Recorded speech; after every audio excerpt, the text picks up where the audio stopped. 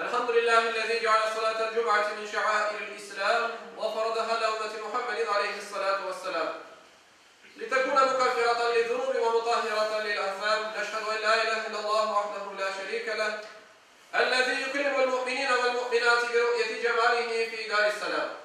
ونشهد أن سيدنا وسندنا ومولانا محمدا عبده ورسوله المبعوث بالدعوة وهي إلى دار السلام.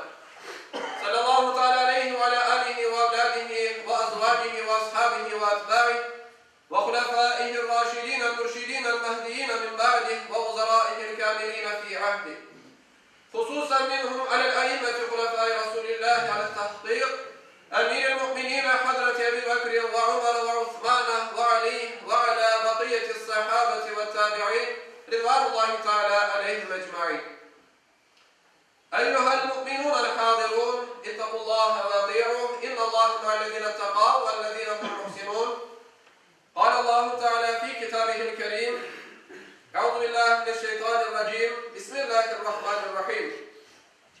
من أجل ذلك كتبنا على بني إسرائيل أنه من قتل نفسا بغير نفس أو فساد في الأرض فكأنما قتل الناس جميعا ومن أحياها فكأنما أحيا الناس جميعا. Sadakallahu azim.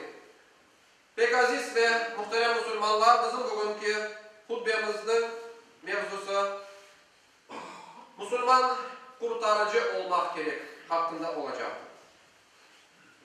Hürmetli cemaat, yüce dinimizin adı İslam sözünün lügatta iki manası vardır. Bu manalardan biri İslam dininin barışıklık, huzur, selamet ve amanlık dini olduğunu ifade eder. Başka bir manası da teslim olmaktır. Yani özünü büsbütün yüce Allah'ın emir ve yasaklarına sualsiz ve sorgusuz teslim etmektir. Dinimizge göre bütün canlıların hayatları mukaddestir ve mühimdir. Yaşamak hakkı herkese tek Allah tarafından verilgendir. Bunun için hiçbir kimsenin başkasının canına haksız yerge zarar getirmeye ya da zulüm etmeye hakkı yoktur. Hakiki Müslüman hiçbir kimseye zararı değmeyen insandır. Sahabelerden Ebu Musa, Allah ondan razı olsun, bir keresinde Peygamberimizden aleyhisselam'dan: "Ey Allah'ın Resulü, en üstün Müslüman kimdir?" deyip sorardı. Peygamberimiz aleyhisselam ona tilinden ve kolundan başka Müslümanlara zararı değmeyen kimsedir diye cevap verdi. Sayılı cemaat, zulüm ve şiddetke karşı en güçlü silahımız bizim duamız ve ihsandır. Çünkü yapkan dualarımız bizni bütün kaza ve belalardan kurtarır. İhsan ise bizlerini yaxşı iş yapmağa teşvik eder. Yaxşı iş ise karşılığında yaxşı münasebetini getirir ve düşmanlıkını bir taraf eder. Sevgili Peygamberimiz Muhammed Mustafa sallallahu aleyhi ve sellem Efendimiz daima azbarına çokluk atkan Yehudi komşusuna düşmanlık yapmayıp sabır ve hikmetle davranıp atılgan çöplüklerini o mübarek ellerinden alıp çıkara gelir. Bir günü azbarında çöplük görmeyip kasevetlendi ve bu adamga ne oldu ekan? Her şey yaxşı mı deyip ziyaretine gitti. Komşusunun hasta olganını korup ona her türlü yardımını yapar.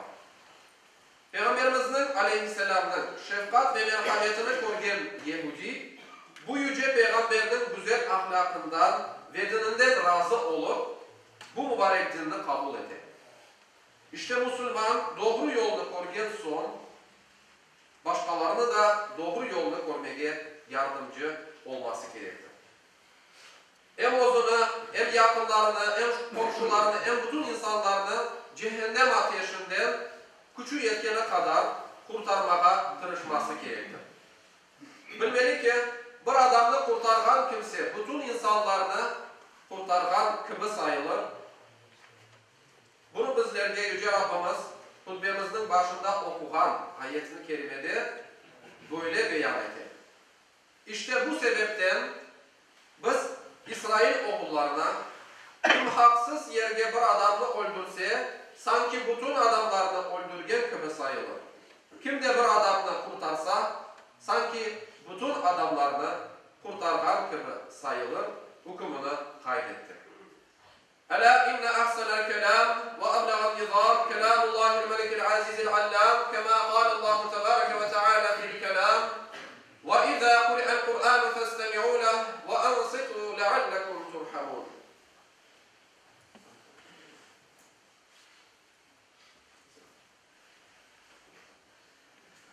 Elhamdülillah, elhamdülillah, elhamdülillahi hamdel kamilina ve salatu ve selamu ala Resulina Muhammedin ve ala alihi ve sahbihi ecma'in. Ta'zimen li nebiyhi ve tekrimen li fekhameti şâni şerefi safiyy. Fekal azze ve celle liqâilin muhbiran ve âmiran. İnnallâhe ve melâiketehu yusallûne alen nebi. Ya eyyühellezîne âmenû sallu aleyhi ve sellimû teslîmâ. Allahümme salli ala seyyidina Resulullah. Allahümme barik ala Muhammed. İbâdallah.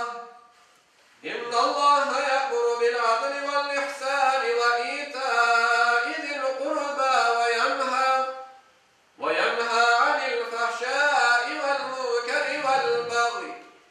Ya'izukum leallekum